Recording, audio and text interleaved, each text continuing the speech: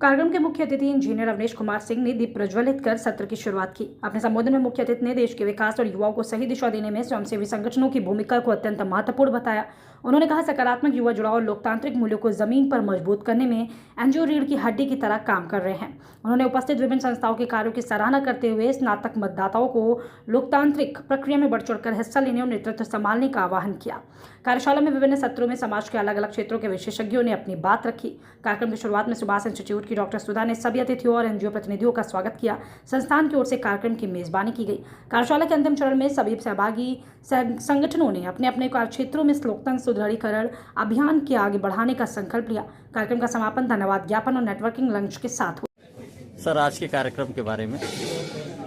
आज एनजीओज कुछ इकट्ठे हुए और इस बात की चर्चा करने के लिए कि डेमोक्रेसी को कैसे और मजबूत किया जाए, तो उसी के तहत ये कार्यक्रम का आयोजन था। मैं भी इसमें पार्टिसिपेट कर रहा था एज एनजीओ का चेयरमैन।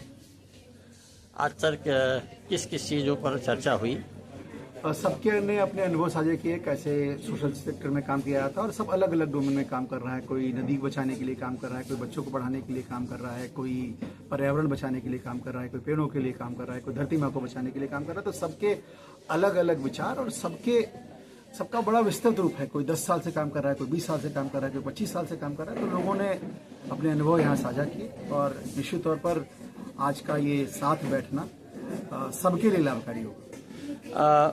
आज की जो बैठक हुई है, जो संगोष्ठी हुई है, इससे जनमानस को क्या लाभ होगा और क्या संदेश जाएगा? देखिए, जो ये असरकारी लोग हैं, इसको असरकारी, ऐसे सरकार के असरकारी हैं, दूसरा असरकारी लोग भी हैं। तो जो मन में ठान लेते हैं वो कर लेते हैं। तो अगर उन्होंने मन में ठान लिया कि हमको लोकतंत्र को मजबूत करना है, विशेषकर आज चर्चा स्नातक चुनाव को लेकर भी हुई कि कैसे ज़्यादा से ज़्यादा स्नातक मतदाता बनाए जाए, उन पढ़े लिखे लोगों को कैसे और जागरूक किया जाए जिससे वो स्नातक एमएलसी चुनाव की प्रक्रिया में भागीदारी बंद कर सकें।